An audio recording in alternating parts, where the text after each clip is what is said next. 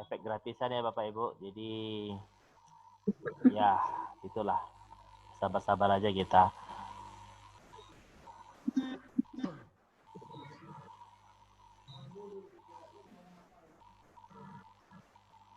Kalau yang kemarin itu kan sempat waktunya kan sebentar ya Bapak Ibu. Itu karena ada yang masuk duluan, jadi dihitungnya mulai yang masuk pertama tadi waktunya. Jadi kadang-kadang kita baru 10 menit udah habis gitu kan. Nah, jadi sekarang sistemnya saya coba untuk masuknya itu harus saya dulu gitu, baru boleh yang lain masuk gitu loh.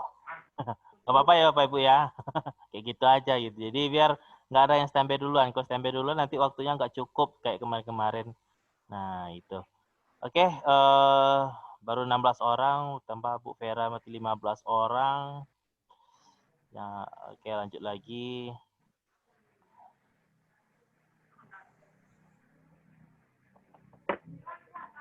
Oke, baru 17 orang. Pak Veranya juga belum masuk nih.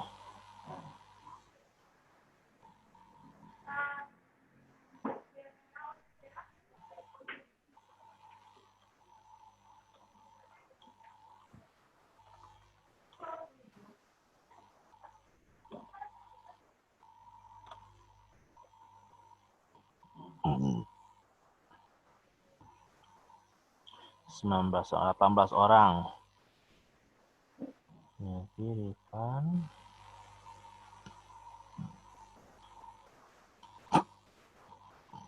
Waduh.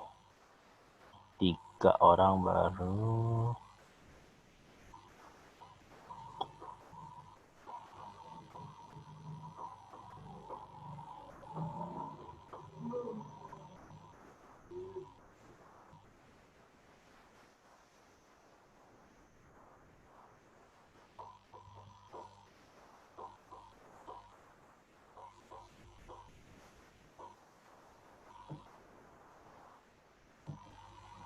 Mana yang lain ini?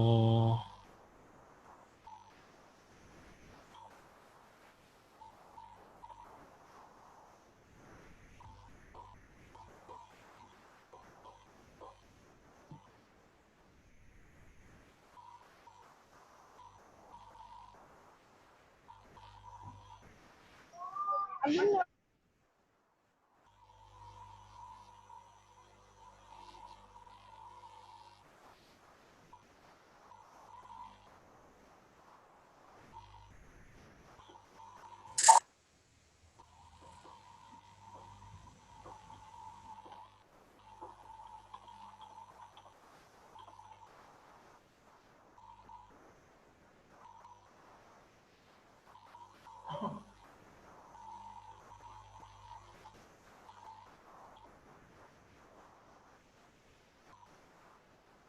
23 orang. Di luar Pak Farel juga belum datang.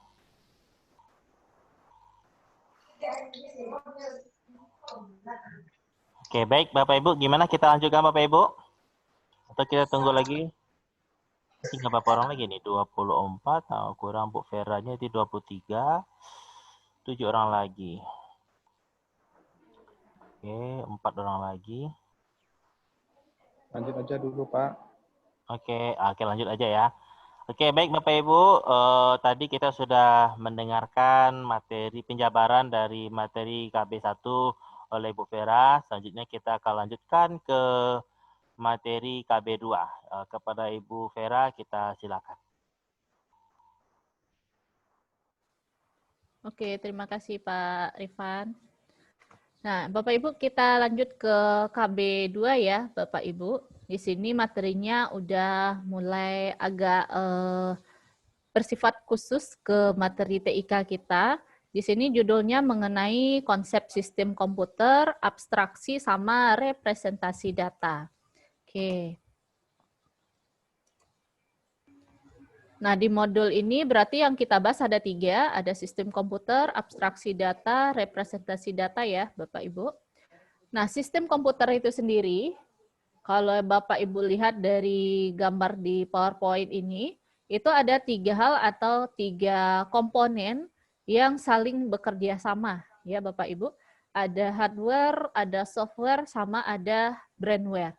Nah, ketiga komponen ini, jadi mereka harus saling bekerja sama, sehingga nantinya bisa terbangun yang namanya sistem komputer.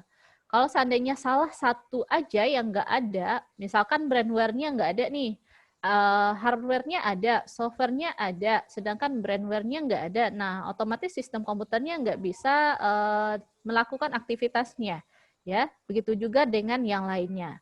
Nah, ketika semua komponen bersinergi atau bekerja sama dalam satu waktu yang sama, dan biasanya sistem komputer atau ketiga komponen ini melakukan aktivitas itu adalah untuk melakukan tujuan tertentu. Ya, misalkan kita mau bikin makalah, misalkan Bapak Ibu, kita sebagai brandware-nya, sedangkan hardware-nya misalkan kita pakai PC ataupun pakai laptop. Nah, software-nya misalkan kita pakai Microsoft Word. Dan ketiga komponen itu harus ada untuk supaya sistem komputer ini bisa berjalan dengan lancar. Ya, Bapak Ibu. Nah, di dalam sistem komputer, yang pertama yang ada itu adalah hardware, atau kita sering juga menyebutnya adalah perangkat keras.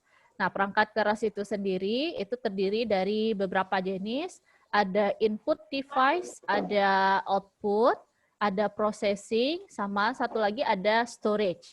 Ya, seperti yang Bapak Ibu lihat di PowerPoint-nya, apa itu tadi? adalah contoh-contoh dari hardware atau perangkat keras, misalkan yang di PowerPoint yang sekarang tampil ini, itu ada input sama output.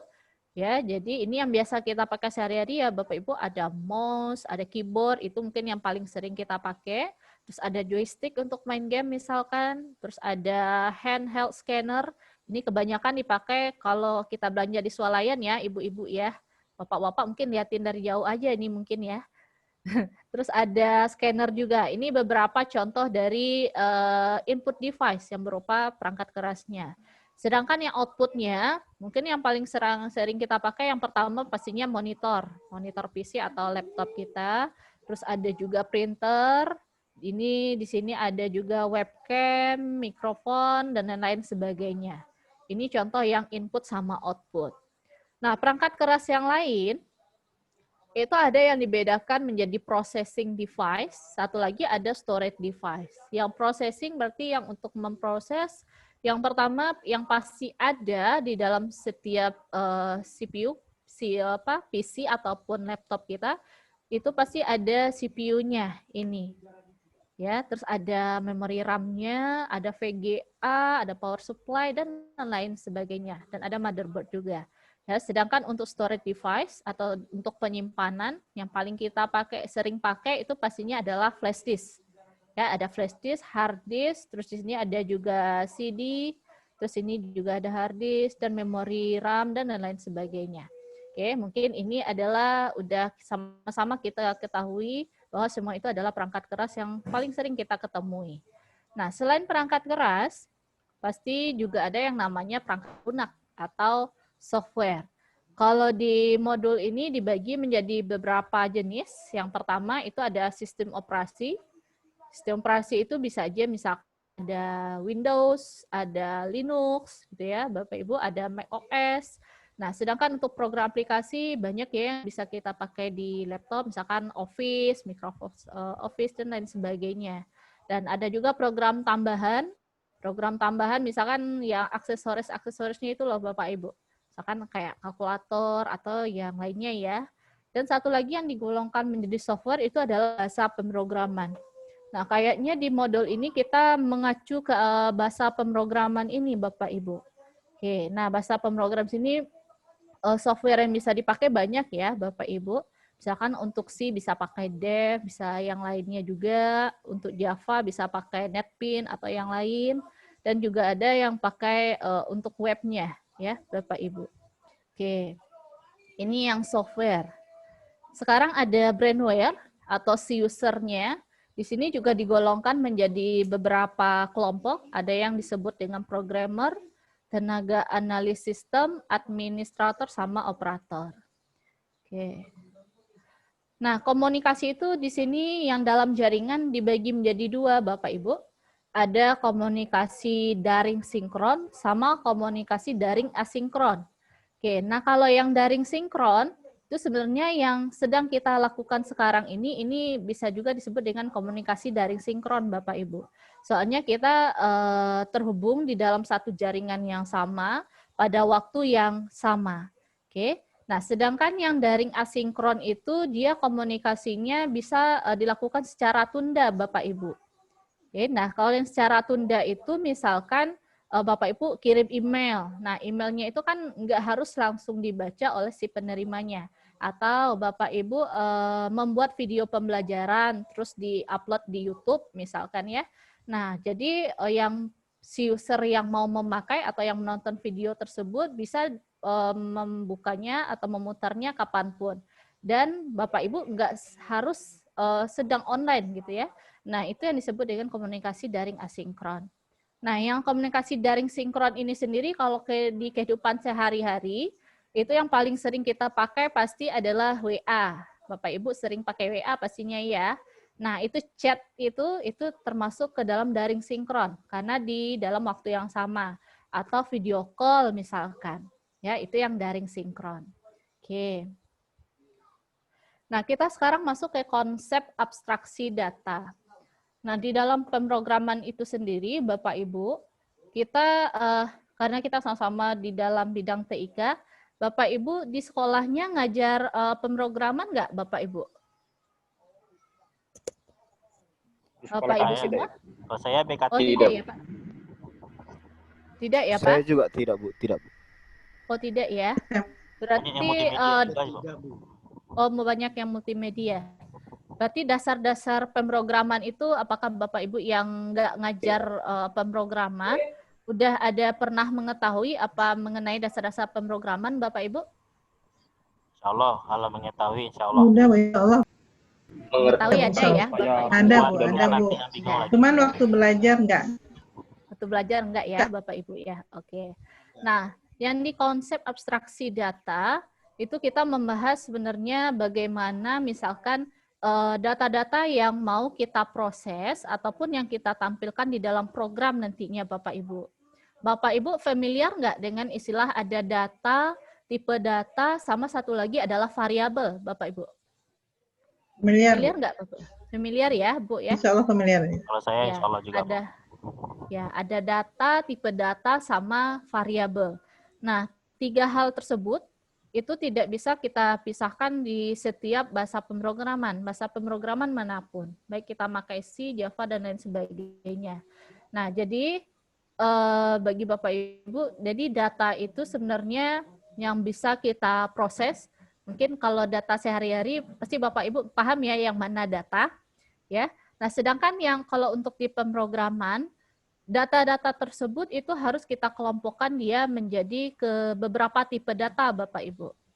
Jadi si PC kita atau nanti si compiler kita atau si bahasa pemrograman kita itu tidak paham misalkan.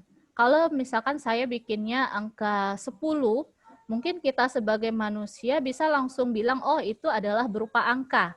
Ya, kita bisa langsung mencerna bahwa itu adalah berupa angka.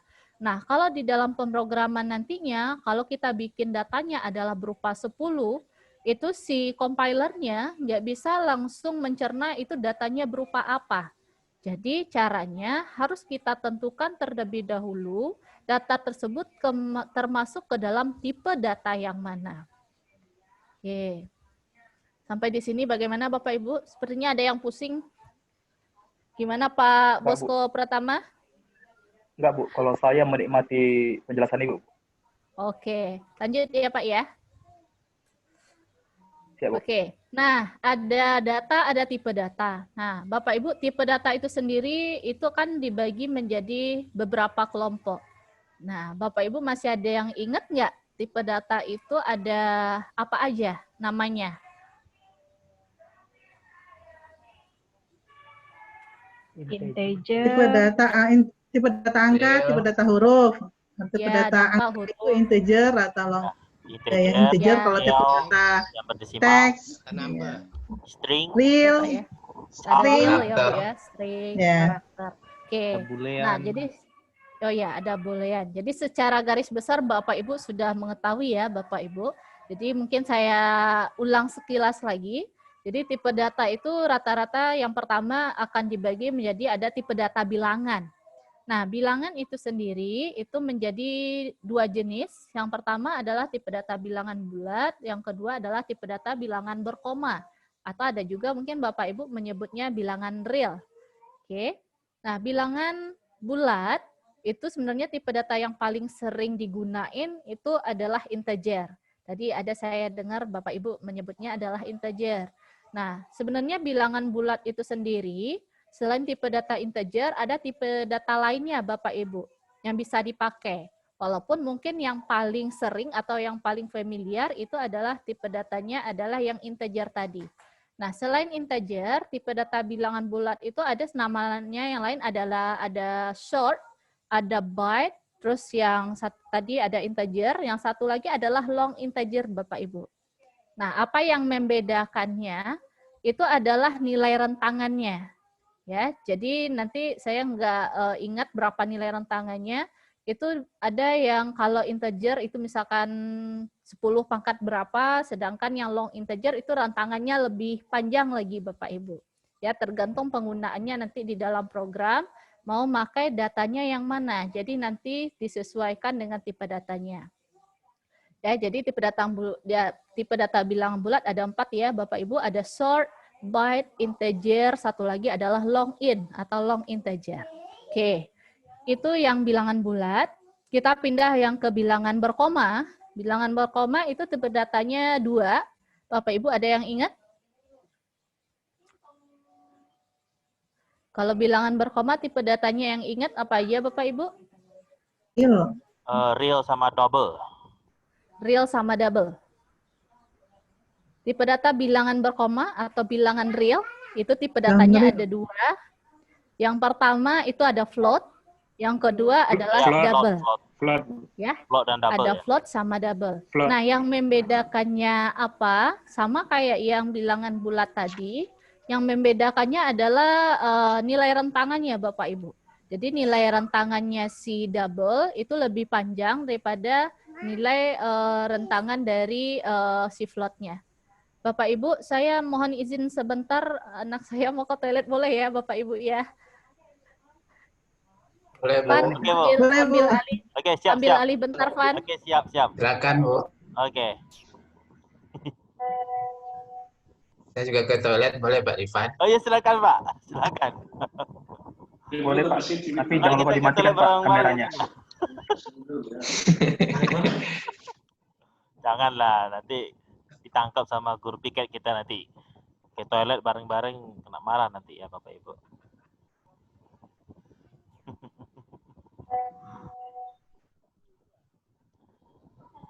Jadi kita Bapak Ibu masuk ke bagian pemrograman ini Bapak Ibu ya.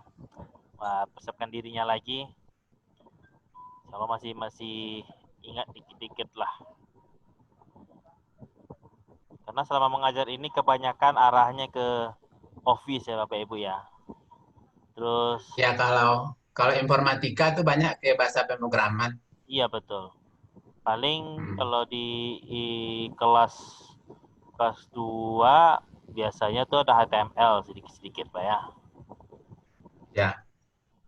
Tapi kalau di belajar tambahan atau apa namanya? Itu juga ke bahasa pemrograman. Oh ya, teman ya.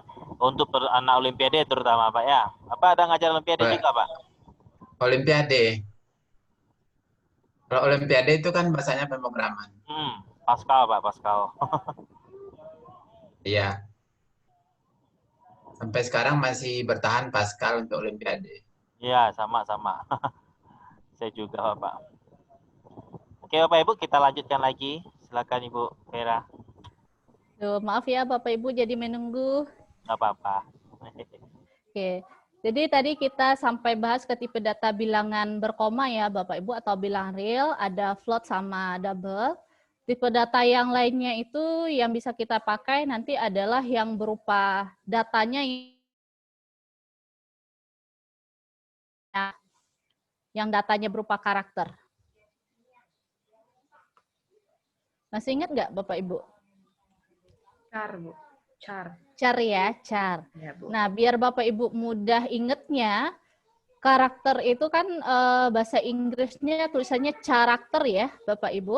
Karakter. Iya. Nah, untuk tipe datanya pun tulisannya juga char, C-H-A-R, char. Biar Bapak Ibu mudah untuk mengingatnya. Nah, selain karakter, ada juga yang untuk pernyataan true dan false, Bapak Ibu. Bapak Ibu ingat apa tipe datanya? Bollywood, salah. Bolehan. Bolehan ya, bukan Bollywood. Oke, ada bolehan. Tadi ada char, ada bolehan. Satu lagi, dia adalah tipe data turunan. Sebenarnya dia turunan dari tipe data karakter, Bapak Ibu, gabungan dari beberapa karakter. Biasanya kita pakai tipe data apa, Bapak Ibu? Gabungan dari beberapa karakter.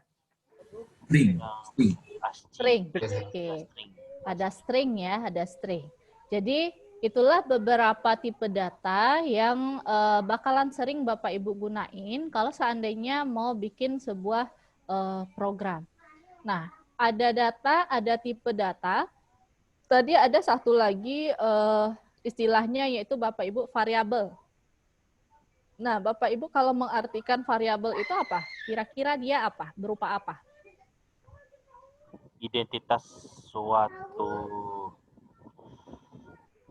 itulah. Suatu itulah. Satu apa kemarin namanya ya?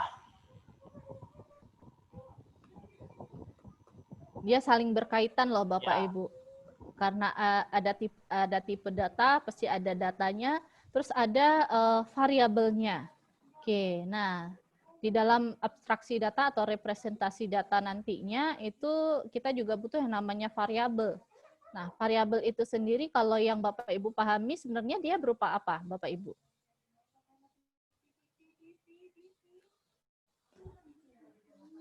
Nggak ada ide, Bapak Ibu? Sebuah huruf, misalnya X. Sebuah huruf bisa kita bikin berupa huruf atau bisa huruf, bisa kata juga ya, Bapak Ibu ya. Tapi dia kalau kita definisikan fungsinya dia buat apa Bapak Ibu? Pasti dia ada fungsinya. Untuk mewakili sesuatu gitu, Bu. Mewakili sesuatu. Apa yang diwakili, Pak? Misalnya kayak contoh di pelajaran fisika, ada misalnya kayak gravitasi nilainya ini. Nah, berarti itu mewakili itulah apa. Tapi gimana ya? Kita tahu, tapi gimana cara nyebutnya ya itu. Ada tipe datanya itu apa tipe datanya juga. Ya, ada tipe datanya, ada variabelnya ya. Jadi variabel ini fungsinya buat apa? Untuk mewakili kata Rifan. Nah, kalau menurut Bapak Ibu yang lain, gimana Bapak Ibu? Untuk mewakili nilai tertentu itu, Bu. Kalau untuk mewakili nilai tertentu. Oke. Ya, nilai tertentu tadi itu yang berupa data tadi ya, Bapak ya. Atau mungkin yang lebih mudah memahaminya, Bapak Ibu. Jadi data di dalam sebuah pemrograman, dia tidak bisa berdiri sendiri, Bapak Ibu. Sama kayak kita manusia, anggap data itu adalah manusia, sedangkan manusia itu kan butuh tempat tinggal, ya Bapak Ibu ya. Nah, sedangkan si data di dalam program, dia juga butuh tempat tinggalnya. Atau mungkin kita bisa nyebutnya tempat penyimpanannya. Nah, tempat penyimpanannya inilah yang kita sebut dengan si variabel itu sendiri. Ya, jadi ada data, terus ada variabel tempat penyimpanan datanya, dan juga ada tipe data nantinya yang mendeskripsikan data tersebut tergolong ke jenis data yang mana. Oke ya, Bapak Ibu. Nah, kira-kira sebelum saya lanjut ke halaman selanjutnya, ada ke Bapak Ibu yang mau bertanya mengenai data, tipe data, sama variabel ini? Soalnya saya lihat di materi selanjutnya ini lanjutan dari cerita ini Bapak Ibu.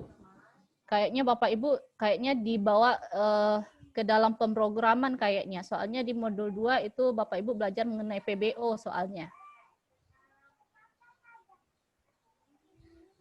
Aman ya Bapak Ibu mengenai pembahasan kita barusan? Insya aman, Bu. Untuk sekarang aman, Bu. Untuk sementara aman. Diamankan. Oke. Allah aman, Bu. Iya, Pak. Nah, selanjutnya kita lanjut ke representasi data. Itu di sini digolongkan ada beberapa jenis, ada data numerik, ada logical, bit tunggal, sama alphanumerik. Jadi data numerik itu adalah data-data yang berupa angka tadi, Bapak Ibu. Sedangkan data logical, misalkan di dalam sebuah program tersebut, ada suatu proses yang mengharuskan si program tersebut harus melakukan pemikiran logisnya, atau mungkin di sini kebanyakan yang sering kita pakai adalah berupa pemilihan, misalkan Bapak Ibu. Bapak Ibu yang pernah bikin program sederhana ataupun yang rumit, mungkin pernah menemui ada perintah if else ataupun switch case. Ya, jadi itu adalah contoh perintah pemilihan. Jadi maksudnya pemilihan di sini atau seleksi di sini misalkan ada sebuah data, terus ada beberapa keadaan yang disediakan oleh si programnya. Nah, data ini nanti cocoknya dengan yang keadaan yang mana. Ya, atau mungkin yang simpelnya misalkan di kehidupan kita sehari-hari misalkan ngasih nilai akhir mahasiswa misalkan Bapak Ibu. Nilai akhir mahasiswa itu kan misalkan antara A, B, C, D sampai E ya Bapak Ibu. Sedangkan yang muncul di nilai akhir pasti salah satu dari kelima nilai tersebut.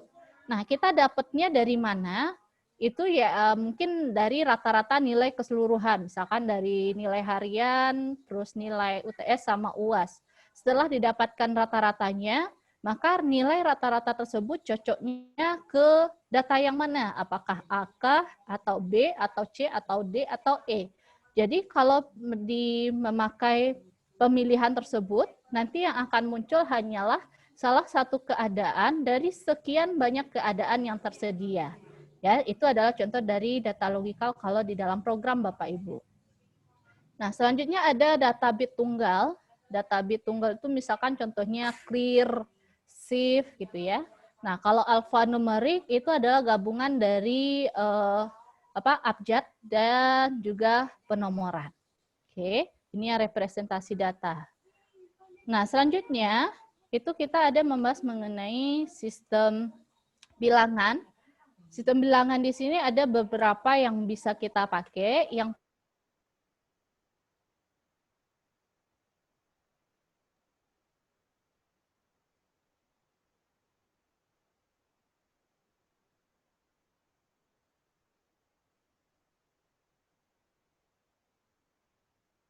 ada yang desimal, mulai dari 0 sampai 9. Ini yang paling sering kita pakai di kehidupan sehari-hari.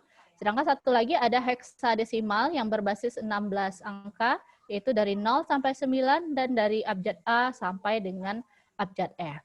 Oke.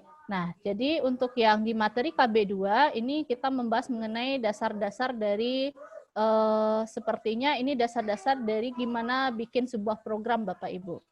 Nah, sebelum masuk Bapak Ibu, saya pengen masuk ke KB4 dulu, karena KB4 itu dia berhubungan dengan KB2 ini, sedangkan KB3 itu agak sedikit berbeda dengan KB2. Ya Bapak Ibu. Nah, sebelum masuk ke KB4, adakah yang mau Bapak Ibu tanyakan mengenai yang KB2 ini? Kira-kira Bu, nanti bahasa pemrograman apa yang akan kita gunakan ya? Bahasa pemrograman apa? Nah, kalau dilihat untuk yang di sini ya Pak ya, kalau dilihat dari modul 2 itu Bapak Ibu sudah bisa buka belum yang modul 2? Baru di-download? Belum ya? Baru Kalau download, Ibu. Kalau dilihat dari materinya, itu Bapak Ibu diarahin ke pemrograman berorientasi objek. Kalau di UNP, kalau PBEO itu dia akan dibawa ke bahasa pemrograman Java, Bapak Ibu.